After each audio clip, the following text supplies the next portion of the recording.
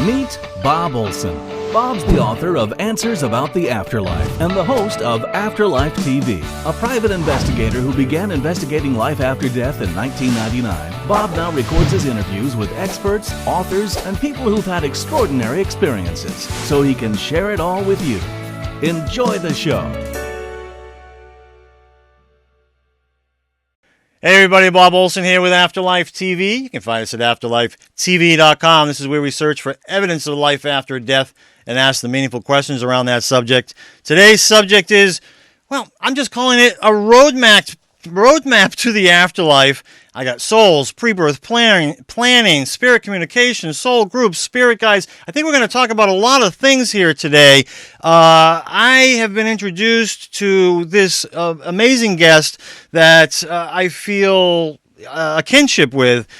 So many things that I read in her book, and I was jumping up and down, celebrating. You know it's a good book when I keep stopping my wife, Melissa, and reading passages to her. And all day yesterday, I always wait to read these books right before the interview, so it's right on my mind. And yesterday and even this morning, Melissa couldn't get anything done because I keep reading to her. So anyways, our guest is Terri Daniel. Welcome to Afterlife TV. Thank you. That's such a compliment. Thank you. I'm honored. Well, it's the truth, and I noticed that. I noticed that whenever I'm reading these books, and if I find myself doing that, I think, wow, if they only knew. So I wanted to tell you about that, and I think I'm going to read a couple passages today, and we'll be able to talk about those passages because there were some things that I just got really excited about. Now, you call yourself an afterlife awareness educator, right? Yes. And you, what's the other word? You're a certified transition guide. I'm curious about what those two things are to you, your definition of those, and how you got there. I know it's quite a story. Well, first of all, I was always intuitive my whole life. That just took it for granted that I had a strong intuitive sense. I was always metaphysical. I didn't come from a traditional background and then discover this stuff. I've been interested in this since I was 12. Wow. So that was sort of built in. When I was in my 50s, I had a child who was severely disabled, severely ill. He died when he was 16. During his illness, I found ways to communicate with him telepathically because he lost the ability to speak because of his disabilities. And after he died, he began talking to me in great detail 30 minutes after he died. Wow. And during that period, I was doing deep meditations and really working on talking to guides, just looking for divine guidance. And I was so into my connection with the other dimensions that it became just incredibly comfortable and easy for me. And I was directed to write these books and go back to school and start the Afterlife Conference, and everything just pushed me in that direction starting in about 2006. That's a fascinating start right there. And I don't want to brush by. First of all, your son's name is Danny, right? Yes. And it wasn't until the end of the book, I hate to give it away, but I just loved when I read that that's how you ended up with your last name, right? Yes, I changed my last name to Daniel after he died. That was his first name. What a nice tribute. You mentioned several different types of tributes that people can do. That was one that I'd never heard of before. And first of all, I love the name. It's very easy to remember, Terri Daniel. And I'd known about you for years, and then all of a sudden to learn that, I just thought, oh, what a beautiful thing to do. I never heard of it, and I think it was a great example of how far we can go with our remembering our loved ones in spirit. Now, I don't want to brush by. Danny was diagnosed with this rare degenerative disorder at age 10, right? Yes. And then he passed at age 16. Right. And you had said after 2 years, so when he's 12, he now can't even communicate in full sentences. He can understand you, he just isn't able to talk? Yes, it's very much like ALS. And I always thought of him kind of like a computer where the monitor is shut off. So everything's going on inside, but it can't be projected outward, except for telepathically. And one of the reasons I got so interested in studying death and the afterlife was because I was trying to teach him to have a fearless, conscious view of death. And I realized that most children, all children probably in America, their idea of death is what they see on television and video games and movies. It's violent, it's people screaming, it's blood flying everywhere. And granted, some deaths are like that, but I knew his wasn't going to be like that. So I tried to educate him about what death really is so that as a little kid, he wouldn't be afraid. And looking back, I realized that on a soul level, he was the one who was educating me. I learned it all from him. And I also know in terms of soul agreements and why we come here the way we do is this was all a magnificent pattern of perfection for us. Because I know for certain that he was here in this condition, in this situation, so that I could be here right now talking to you about this and teaching and doing what I do. Where did you get this idea, though? I mean, most people are afraid to, talk to their kids about death because most of us were not taught how to do that. We weren't taught. Nobody talked to us about death when we were growing up. Certainly no classes in school about that, in junior high and high school. That you come along and here you have this child, and instead of avoiding the subject altogether, which adults do. I mean, you talked about your father. I know lots of people, don't talk to them about death. Doesn't matter. Yeah. They could be, 103 and they're not going to be talking about death. But you're talking to. I know you had read, the Tibetan Book of the Dead. Was this an influence to you? How did you get? It was this a huge idea to do influence this? to me. I read the Tibetan Book of the Dead when I was 19. Whoa. And I hung on every word. And I kept thinking, this makes more sense to me than anything I've ever heard about death and the afterlife before. From everything I'd absorbed living in a Judeo-Christian culture, as soon as I picked up that book, 19 years old, I said, I know this is what it is. And I think that's how I got started in my whole path of studying theology and spirituality and doing this work. Nothing, as you know, happens by accident. So no, exactly. the path was there from the beginning. Why don't you tell people? You speak very well. When I write, I always write better than I speak. But you so well and so briefly explained what the Tibetan Book of the Dead is really all about and how it's supposed to be used. Could you tell us about that? Sure. In ancient Buddhism, still used today, it's a guidebook. So when somebody is dead or very close to death, the priest or the monk will come and read this book. And it basically says, it's a map of where you're going. And it basically says things like, okay, now you're going to this realm. And if you look over here, you'll see some white light. And if you look to the left, you'll see yellow light. And if you look over there, there's some monsters and demons. And it's all mapped out. And so what it does is it guides the soul to make, I hate to use the term the right choices, but it says, here are your choices. And the soul will very often be drawn to the dimmer light or to the monsters and demons or to the other things that are there. And so the priest will kind of try to direct it to always go to the highest states. However, it doesn't make a judgment that the state over here with the demons is necessarily bad, because if the soul is attracted to that, it's going there for a reason. Mm-hmm. And there's work it has to be done in that state. Now, those demons are not external. They're your own projections. And so that's kind of like a life review. Mm-hmm. We hear people every once in a while say, oh, I've heard of people who've had near-death experiences and went to hell. And we know what that really is. That was just a very challenging life review. And so the Buddhists know this too. So the place you go where it's dark or scary or demons is your own stuff coming up for you to look at and heal, just like it would in a life review. And people who come back from NDEs talking about scary experiences going to hell are because, and this is true of all NDEs, they didn't really die all the way. They just went to the threshold. So they just kind of went to the life review stage and a few other things, and boom, they're back in the body. So nobody can really tell us from an NDE what really happens, because they didn't stay there long enough to know. They only know the first entry phase. The mediums and the channelers are the people who can tell us.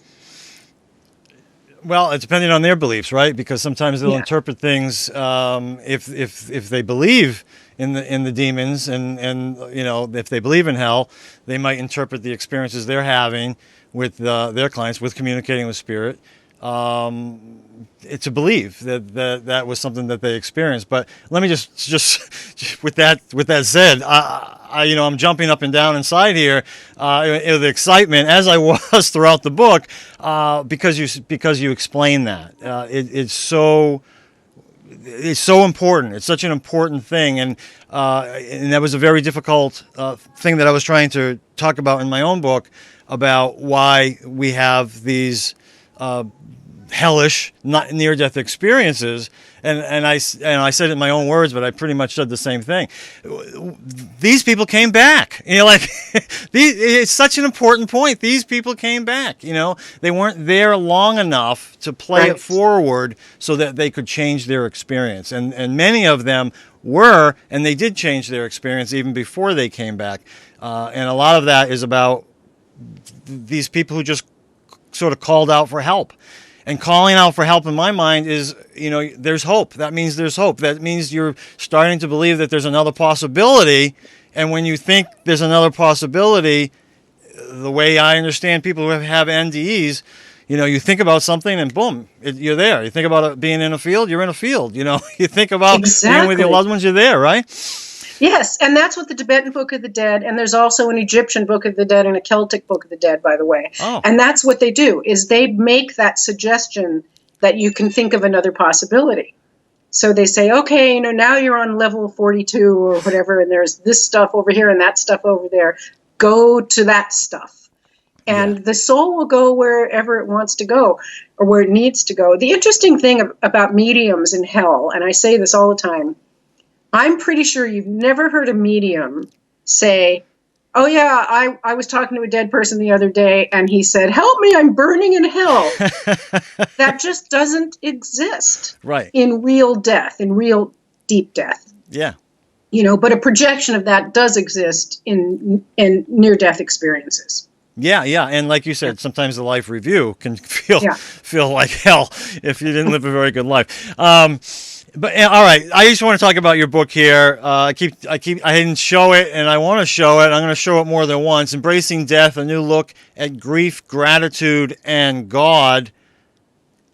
Terri Daniel, take a look at that book. Check it out on Amazon. In the show notes below this video, you will see a link to it, and I'm excited about this book, and I'm so glad that you came out with it. And you know, it's interesting, the title, Embracing Death. I actually thought about it. I'm like, I don't want people to think it's necessarily just about that. They have to really understand what that means. Tell us about that title. What did you mean by that? I'm not sure I know what I meant by that. I guess I meant, you know, that to not be afraid of death. I was doing a lot of hospice work at the time, and it's just a matter of understanding that there is no death. Yeah. And so if we embrace this life as we know it and we think it's wonderful, we'd have to open our minds to understand that there are many other forms of existence, that this isn't the only one. And the other form that most people know is called death. And so we want to make it part of our embracing of all experience. Yeah. It doesn't just end with this physical life. You know, I was talking to a young man yesterday, 22 years old, who is a natural-born shaman. And he's doing a lot of shaman training. And he asked me this amazing question. He said, is everything that exists on the earth now all there ever will be, or will there ever be new things? Will there ever be new life forms or new plants? And where would they come from? And I never thought about that before, but what we concluded was, in order for new things to exist, the old things have to die.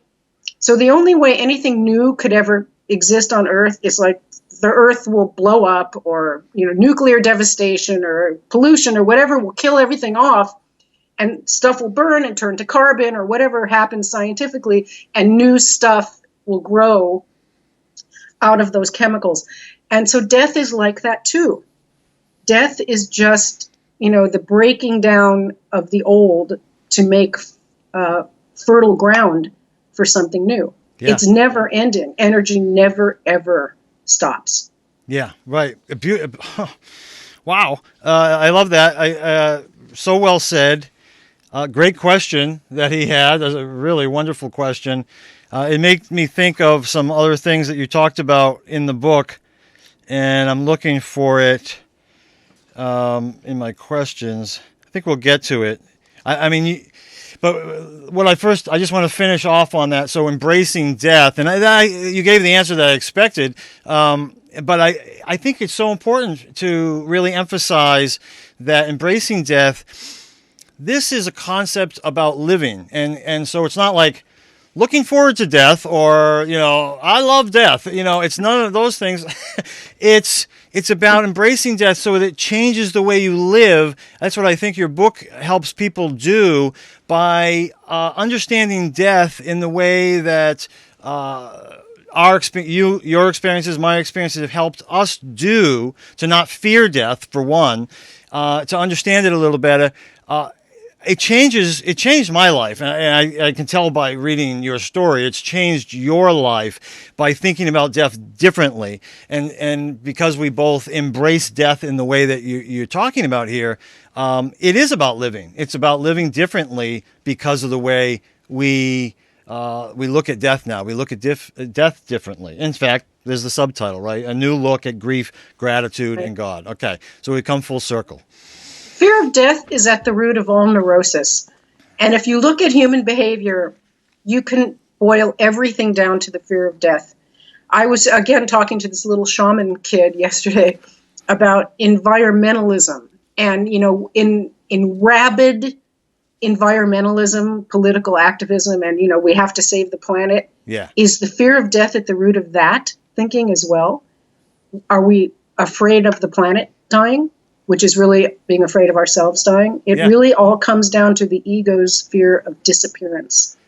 I will disappear. Well, everything I know will disappear.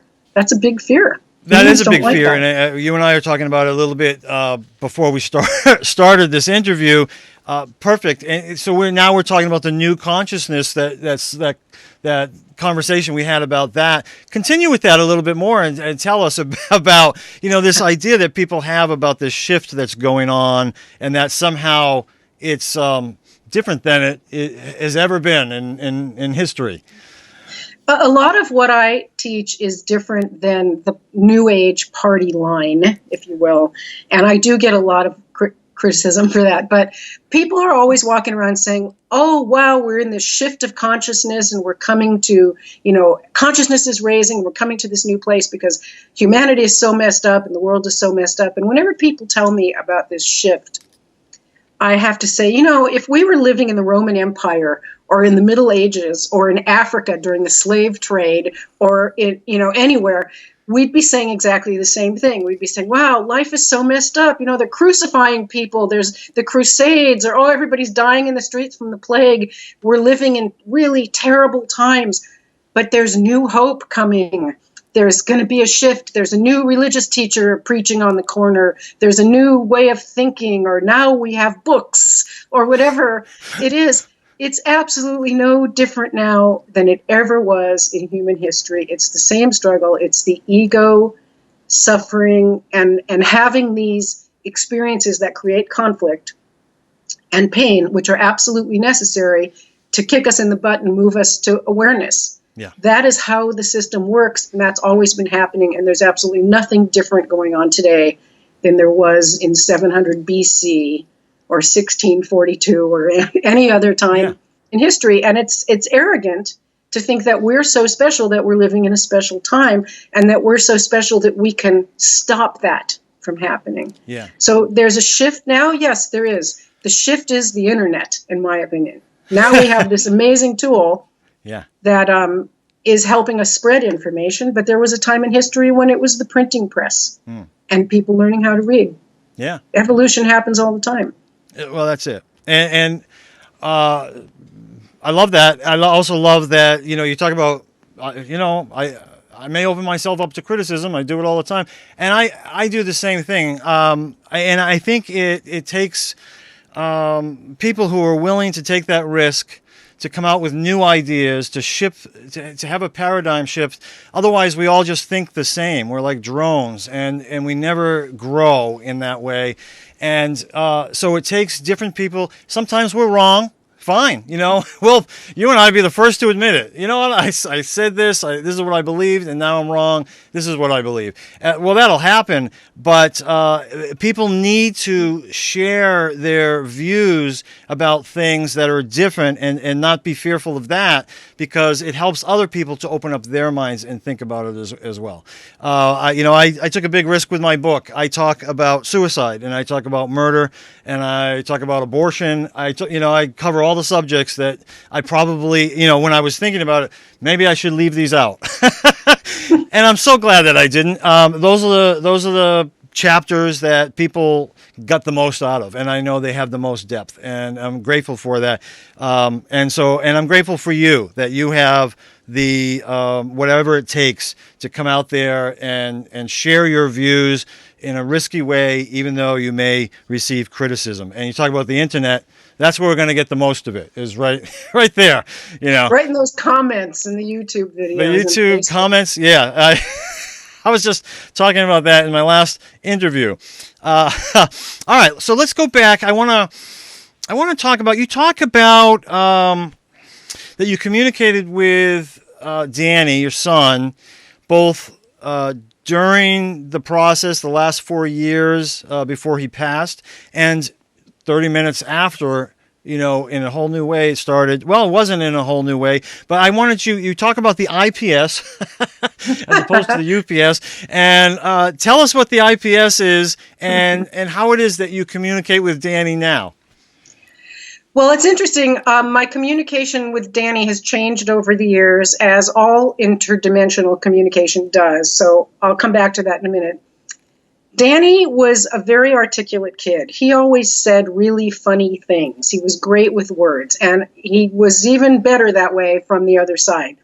The IPS, he was trying to explain to me how communication happens across dimensions, and he said it's like the UPS trucks, the United Parcel Service, and they come and deliver packages to your door. Well, the IPS, the Interdimensional Parcel Service, works exactly the same way. Sorry for that sound going off in the back. That's my phone. Can't even hear it. The packages are delivered to your door. You just have to open the door and sign for them in order to receive the messages that are coming. Actually, the open the door and sign for them just came to me just now. You have to open the door by opening a conduit, by doing meditation and studying and practicing this to open the door. And signing for it is, I swear Danny's telling me this right now, is making a commitment.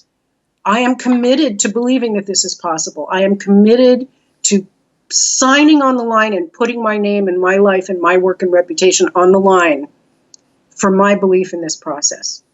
Beautiful. And you're witnessing this live, folks. I never said those words before. That just came. So that's what the IPS is. And I forgot what the second part. Oh, well, it was just how like today. I know it's changed. How today do you communicate with Danny, or just how did you do it at the beginning? Whichever one you want to tell us.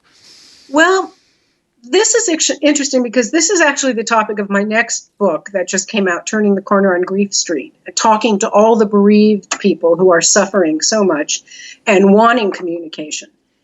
Just like we were talking earlier about the pain of life and humanity opens a door to wisdom, the pain of grief opens your heart to interdimensional communication. The wound in your heart is not a wound, it is an opening. And this is a different way of perceiving pain. And this is kind of like what embracing death is as well. If we can see these experiences as gifts from the divine to open us up to all that is out there trying to come to us, trying to be delivered by the IPS onto our doorstep, everything changes. Our pain is transformed.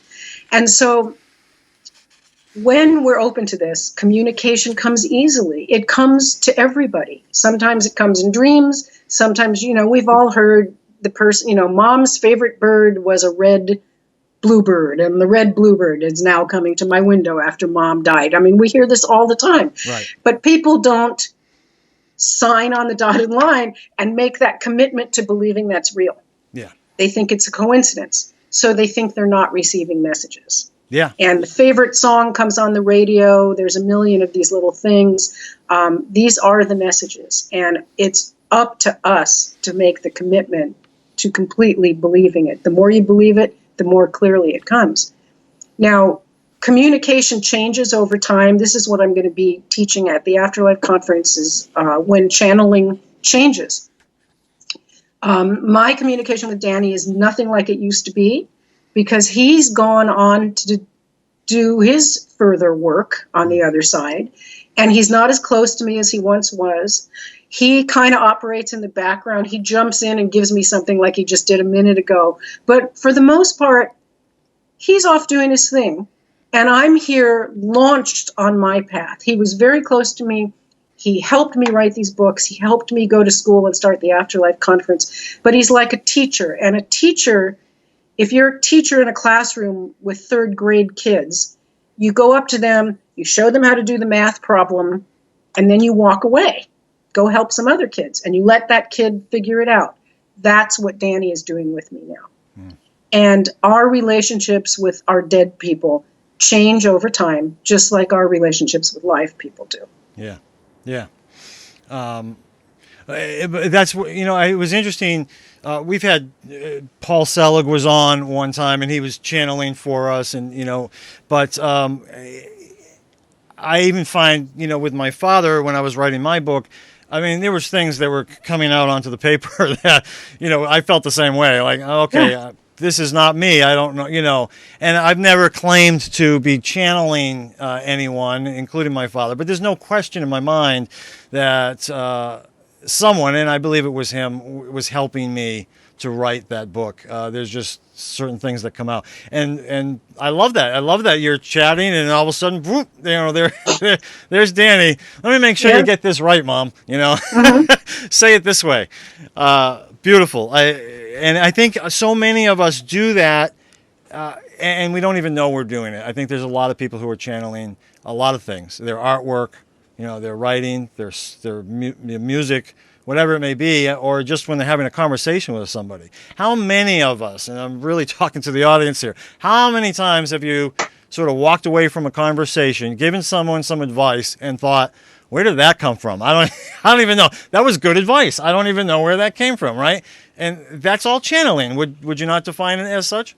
Absolutely. We're all channeling all the time. And the word channeling is a great word because if you think of what a channel is, it's, I think of it in terms of like a river or irrigation channel. It's a connection from point A to point B.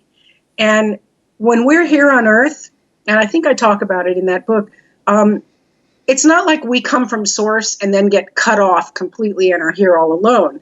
We're like little children at preschool, and this is the school, and the teachers have the phone number of mom and dad at home in case we need them. We're always connected. It's always on. It's like a television. When your TV's turned off, the signals are still bouncing around or coming through the cable or through the broadcast frequencies, and you just have your TV off. But it's still live. It's still always there. And we're always part of it. Some of us can slam that conduit shut if we want to. Anger, blame, really limiting religious beliefs. A lot of things can close that down. And so not all of us are open to it, but it's always there if we want it. And the interesting thing about the religious beliefs that tell people you're not supposed to do this or you're not able to do it is if you study the Bible, everybody did it. Yeah. It was the most natural thing in the world. It wasn't even, it's mostly the prophets and the sages, but there's a story in the Old Testament where even a donkey is talking to angels. Hey, there you go. So, they're everywhere. If the donkey We're can part do of it. Yeah, you actually say in here, I can't find it. I wish I could. It was fairly early on, and you talk about, it's amazing how there are so many people in this world who believe, in life after death. and yet it's hard for them to make the leap into believing that we can communicate with those on the other side. It's funny how we have these different limitations within our belief systems sometimes, where we can believe one thing, but we can't believe in another thing. And that's certainly one of them. So many people, and I know a lot of, I think if they're watching Afterlife TV, most people believe in the afterlife, and yet some people draw the line, when I have a medium on, they have an issue with it because they just can't believe that people are able to do such a thing. And I think that probably comes from religion. Do you not? Absolutely. Agree? I was just going to say that's a uniquely Western thing. It's a uniquely Judeo-Christian thing.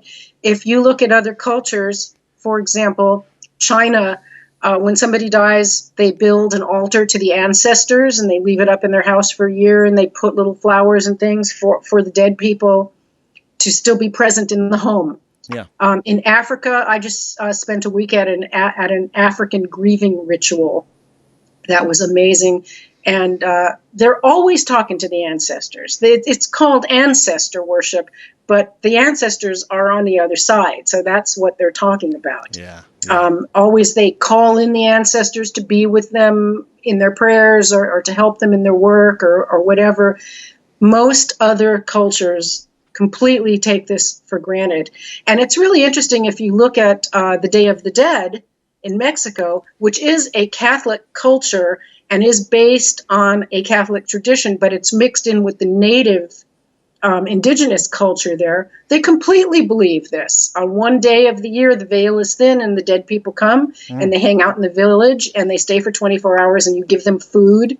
That's where the tradition of kids going door to door dressed like skeletons getting candy comes from. It represents the visiting of the dead people. So this is widely believed. Yeah. I think the majority of people on Earth do believe in this kind of communication. Yeah. And the rest are just afraid to admit that they do. Yeah, that's right. Exactly. That's right. If you don't mind, I'm going to read a little passage from your book here. Sure. It's paragraph 2. So I didn't even get too far before I got excited about something. I'm going to read this because I think it's awesome and it'll take us maybe in a little bit new direction. But I've spent a lifetime studying metaphysics and spirituality, and I believe unequivocally that there are no good or bad experiences, only the soul's constant craving for growth and expansion. In this view, illness and death are not experiences to be avoided, but to be embraced with gratitude for the shifting of perceptions and gifts of growth they provide. In a state of gratitude at this level, we accept every experience with love because we recognize it as one of our soul's creations.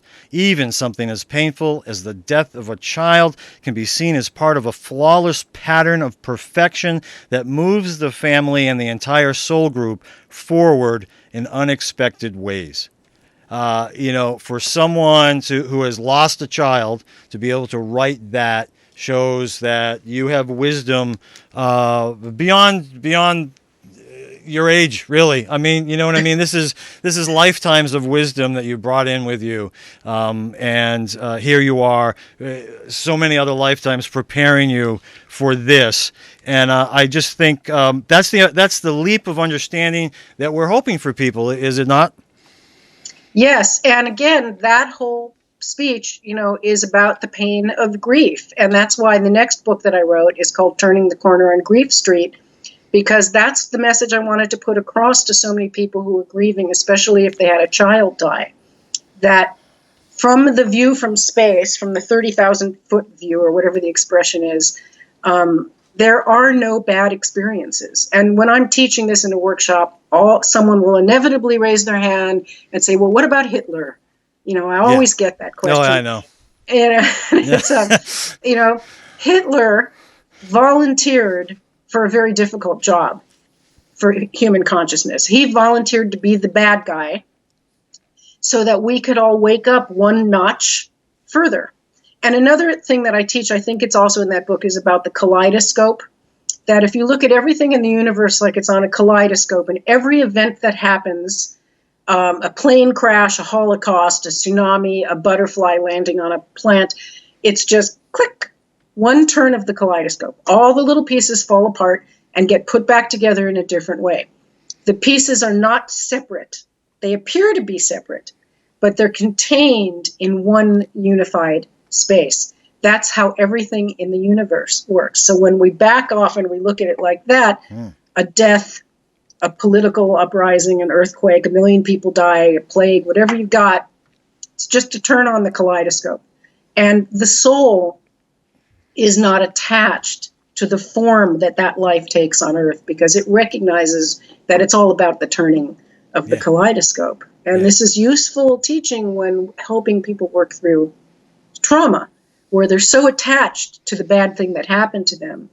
And that's when it gets into forgiveness. Forgiveness really just means the releasing of attachment to the experience, the releasing of obsession with the experience. It has nothing to do with the other person, the perpetrator.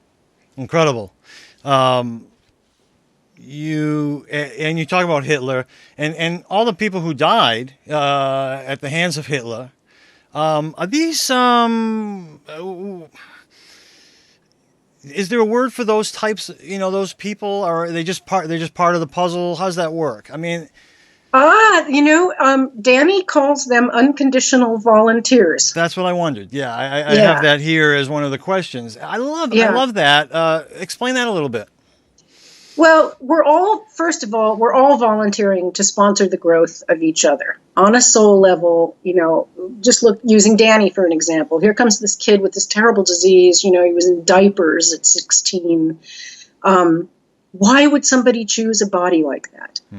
And in his case, it was because we were buddies up there in the inner life, sitting around the planning table. And apparently I said, well, I want to be a spiritual teacher in my next incarnation. And he said, okay, I can help you with that. And we slapped 5 and to earth we go. I think we all do that for each other.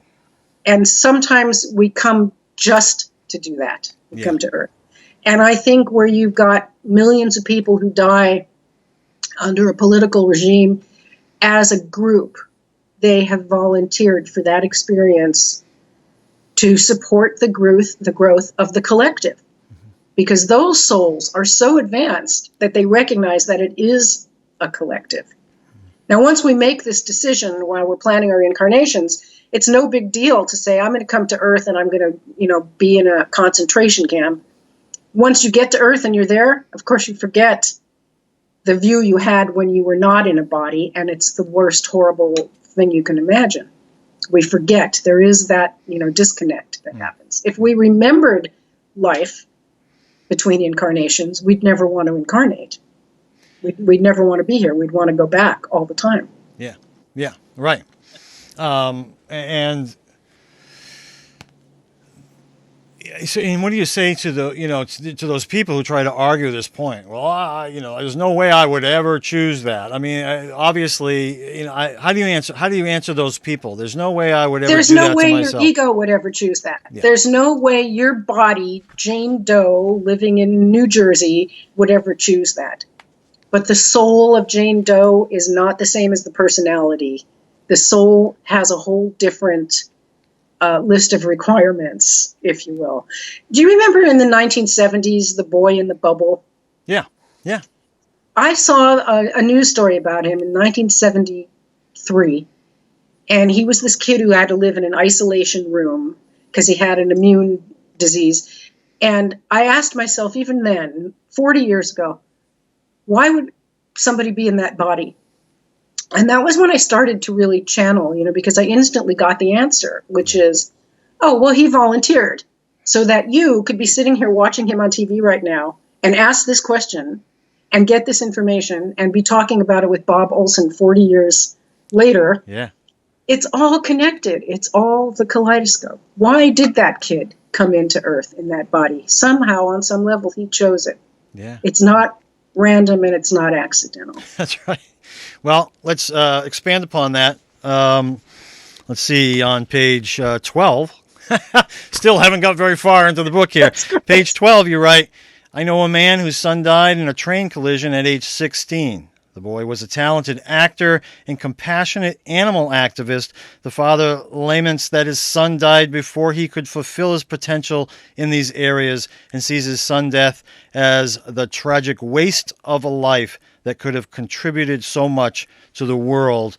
I hear this a lot about lost potential when young people die, and I think you got a great, a great message for them. And what would that be?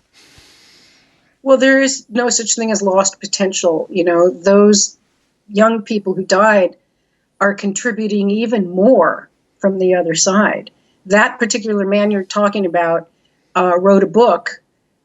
He visited a medium and had numerous sessions talking to his son, and he wrote a book channeled through that medium from his son. So he now knows that his son is continuing to contribute. And when a child dies, if the family is doing their spiritual work and paying attention and doing their healing work, they will be raised up, so to speak, and their lives will change. And that soul of that child is still contributing by the changes that he's helping the parents to make. But it all depends how you look at it. I see a lot of parents who are still angry, who have shut down their lives, who have shut down their growth, who have decided that God is punishing them, and that's just where they want to live. And they're not seeing that they have an opportunity to shift their perceptions. Pain has a purpose, and the purpose is to shift our perceptions. And if you don't let that happen, you're going to just be stuck in pain. And while that pain is always a great catalyst for growth, my understanding of the soul is that if that's where the people want to stay, that's an experience as well, and the soul's okay with that too, right? Absolutely, because we can't judge it, So the family that's stuck in anger and bitterness, if they reach out for help, if they come to me for counseling, I will do what I can to help them, but I will also just release them to their path and let them be where they are. It's so frustrating to hear people say, how can I help so-and-so? Yeah. And my answer is, you can't. Right. You can present whatever information you have. You can be there with love. You can listen, but then you walk away and you let go. Mm-hmm. And our dead people do that with us too, which is why that's why Danny's not breathing down my neck all the time. He's presented what he has to present. Now he's going on and doing other things and leaving me to work with it. Yeah. Yeah. And that's what they're all doing, because we're all still connected. Yeah. Right, exactly. And I think, serving as an example is really the best thing anybody can do. I have not lost a child. I can do what I can, based on my investigation in the afterlife to pass it on. But there's a lot of people out there who have lost children. They want to hear what you have to say because you know that experience. And you serve as a great example of what is possible. When we turning this tragic experience into something that we might call growth, and maybe getting away from the pain. You don't ever really get away from all the pain, or do you? No, I have, typical human mother pain. I have a lot of guilt about things I could have done different, during his life. Of course I have pain.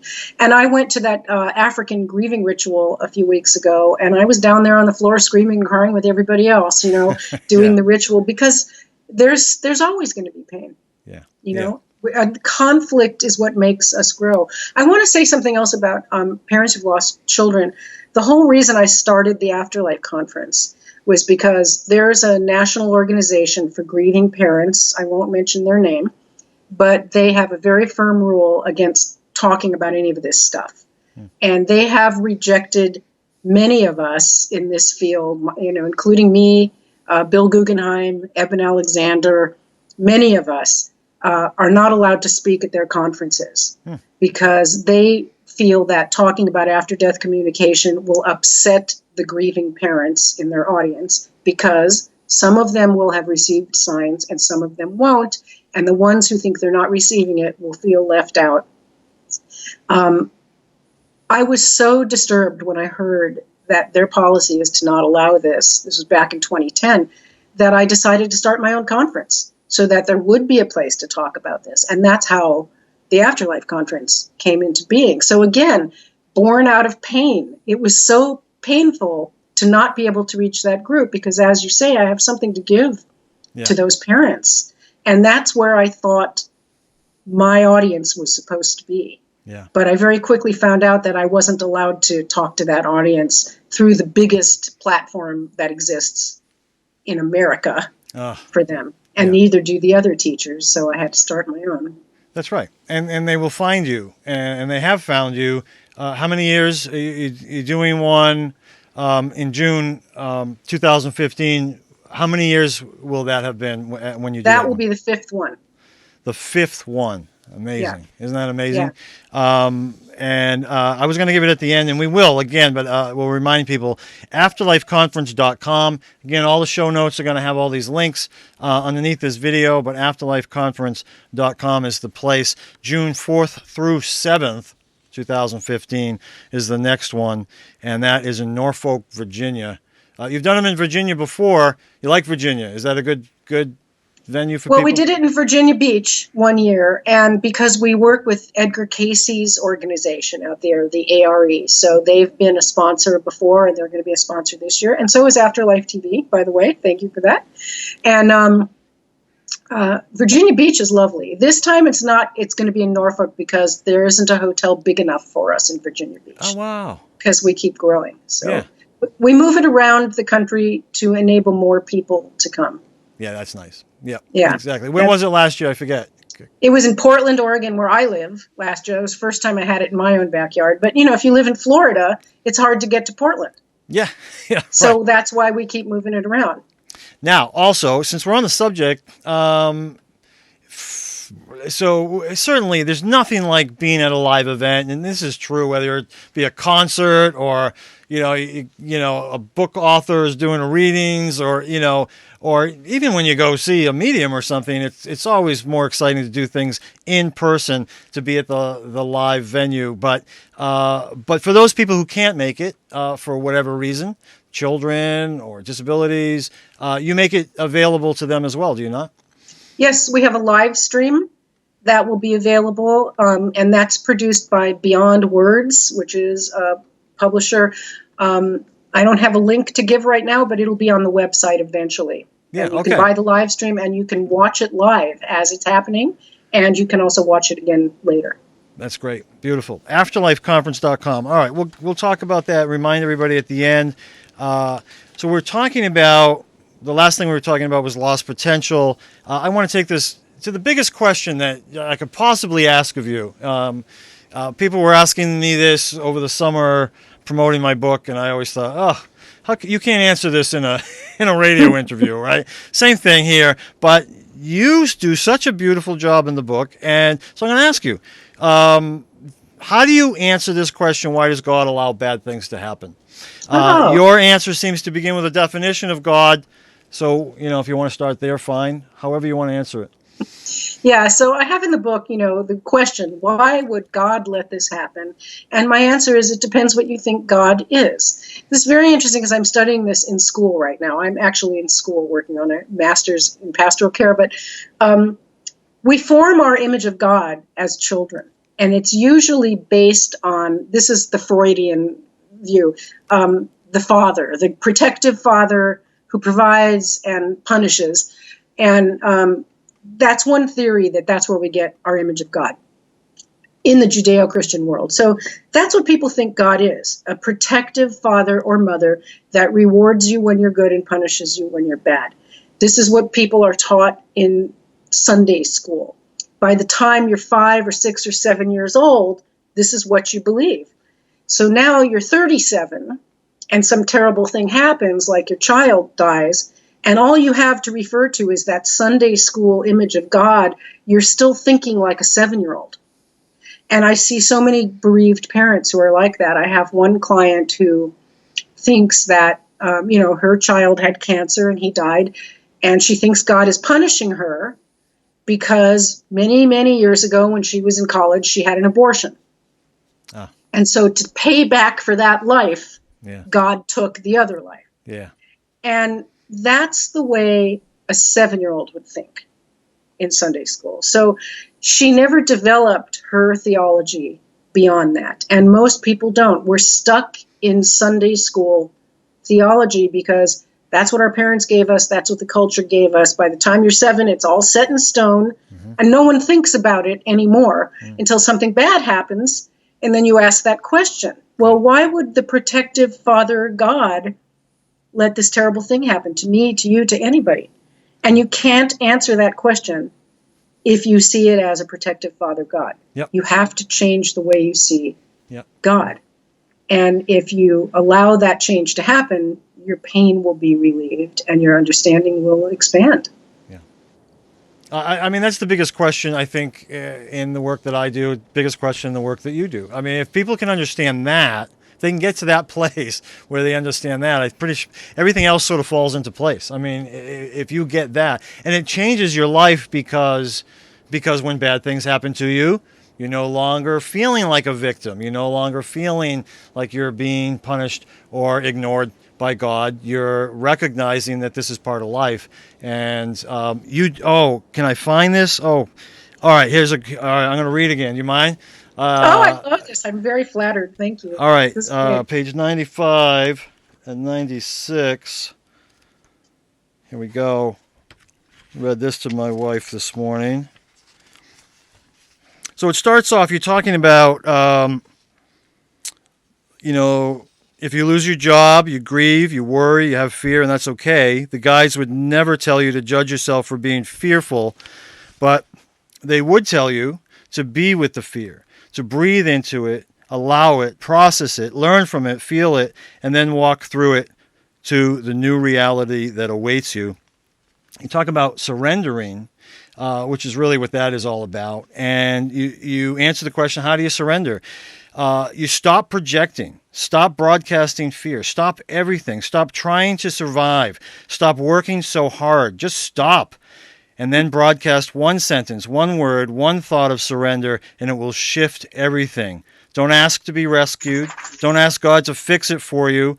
Ask only to see the truth and lesson in the situation. And here's the real trick. You say it with gratitude, with love, not with fear, cynicism, or anger. You say, I surrender with love. I surrender with trust. I put myself into the arms of the angels, and I will stop and just be exactly where I am. I got chills right now. I just got chills reading that. Me too. I can't believe I wrote that. It's been a while since I did that. Isn't it beautiful? Sometimes it's nice just to have somebody else read your words. You're like, whoa, hey, that's pretty good. That's great. That's brilliant. I don't even know how else. How would you add upon that? That you don't need to. Well, that's a very Buddhist practice. Yep. What I was describing there, and I learned that during the time I was writing my first book, A Swan in Heaven, when I was first beginning to communicate with my son, and I was still in the first year of grief, and my heart was very open, and there was a lot of suffering. And I lived in this little cabin on top of a cliff overlooking a river, and I would go out and stand on top of the cliff. And I had done this seminar with Richard Groves where he taught us a word. It's an Arabic chant called Inshallah. And it means I give it, Allah's will be done. It's a Muslim prayer. And it just means I give it up to God. And I would stand on the edge of this cliff and I would scream, Inshallah, Inshallah. And I would just cry and you just give it. You give it away. And, the Christians say, give it to God, give it to Jesus. It's the same thing. But then you have to be comfortable being with the anxiety. Because when you give it away, you still have it. Yes. You're just releasing, you're clinging to it. And this is what Buddhism teaches. This is what Pema Chodron teaches, a wonderful Buddhist teacher, that it's all about being with uncertainty. Sit there with your angst and breathe and know that it will pass. At some point, you have to stop trying to control it. And if you have a Judeo-Christian outlook, then you are going to ask God to fix it for you because that's that protective father thing. If you look at the way people pray traditionally, they're begging God to fix it. And here's something that will rub some people the wrong way. It's Christmas time right now, and I was watching some kids sitting on Santa's lap asking for Christmas presents. And I always say this, You know how you never see Clark Kent and Superman in the same place at the same time? You never see Santa Claus and the God of the Old Testament in the same place at the same time because they're the same guy. And so asking Santa for presents, these little kids are like, and please give me an airplane. And it's like the way people ask God for presents. Please get me this job. Please find me someone to love. Please help me have some money. God doesn't work that way. God is not Santa Claus. And when you stop seeing it that way, you'll end up turning into your own strength and your own connection with spirit to find the gifts that you're seeking. And they may not look the way you want them to look. You have to accept it the way it is. So, for example, in my own personal life, I've been divorced for 8 years, and part of me would love to find somebody, and sometimes I ask the universe and I just say, look, if it's the right thing for me right now, I know I'll run into this person at some point. And then I give it up. I still try, I still flirt a little and, try to do stuff like that. But you have to trust. You have to accept the gift in the package that it comes in. You also talk a little bit in Embracing Death about when we ask for something. Let's say we ask for a new career. Well, it's very likely things need to be torn down before they can be built back up. I'm paraphrasing you, but I love that that vision. So that in this case, you might get fired or laid off, or how are you going to have that new career? Sometimes we need to be pushed into things. A great story about your friend there who's with the wrong guy, and she has quite a needs a push. She needs a real push.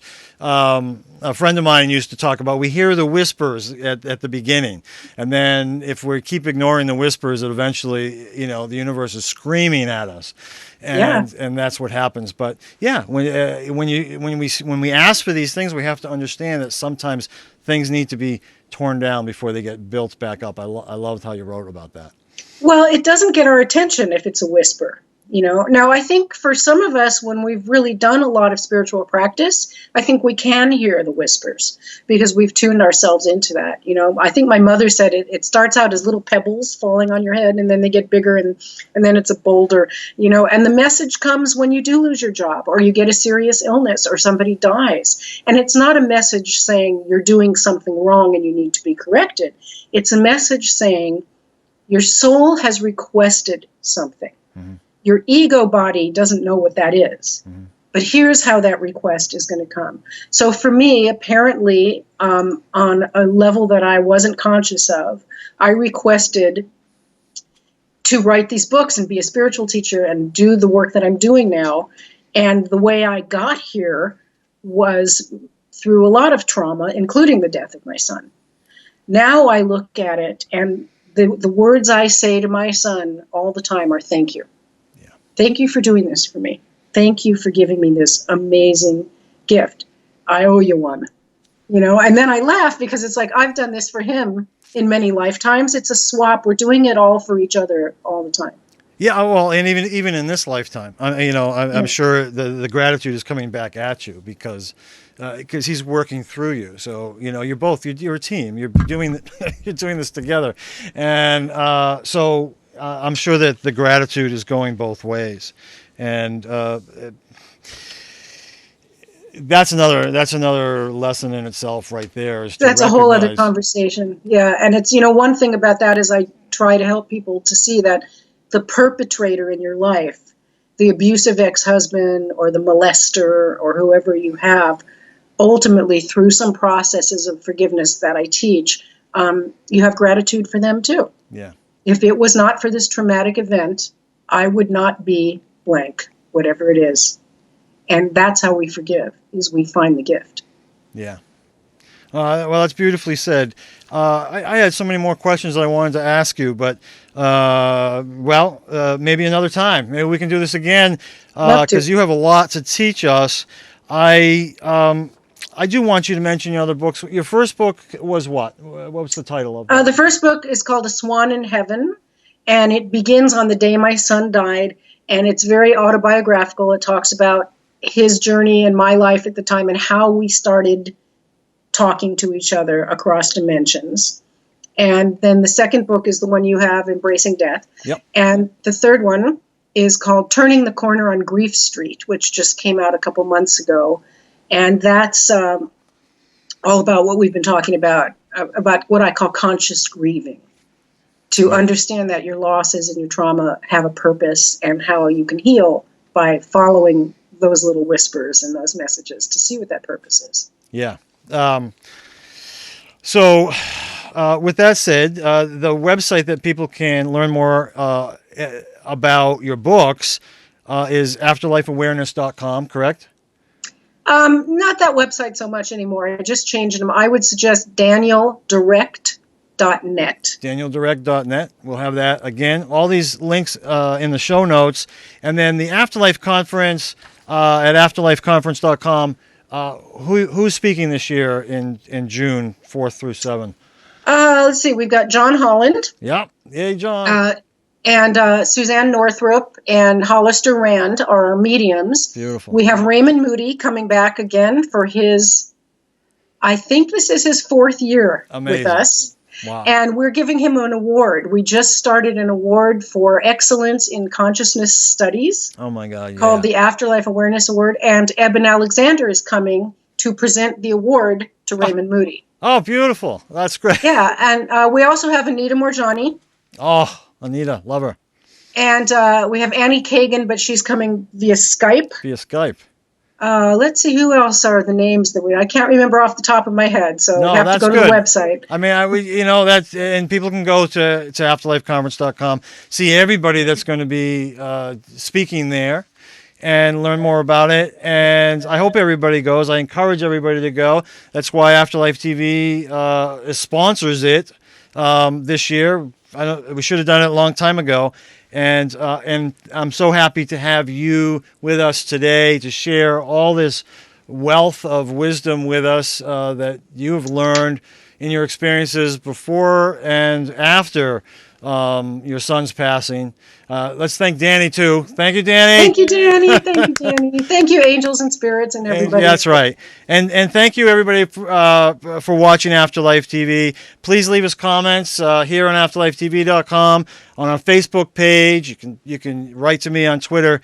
And I really, even on YouTube, love all the comments that are left. And I respond to a lot of them, as many as I have time for, but I read every single one of them, so I want everybody to know that. So thanks to them. And we're doing this before the holidays. We're gonna post this in January. Start off the year with a bang with this wonderful interview. But happy holidays to you. I hope you have a wonderful Christmas and New Year's, and a wonderful 2015. This will be your best Afterlife conference ever. I certainly hope so. I mean, it's been going that way. Every year it gets quite a bit bigger and always better. So we're having a blast doing it. We just love it. I hope it goes on and on and on. Oh, that's great. All right. Well, thanks again, Terri, to you. And maybe we'll be honored with your presence again in the future. Anytime, I'd love to. That's all for another fantastic Afterlife TV episode. Bob couldn't be happier. If you enjoyed this episode as much as Bob, please leave a comment on afterlifetv.com, Facebook, Twitter, or YouTube. And don't forget to check out Bob's book, Answers About the Afterlife. Thanks for watching Afterlife TV.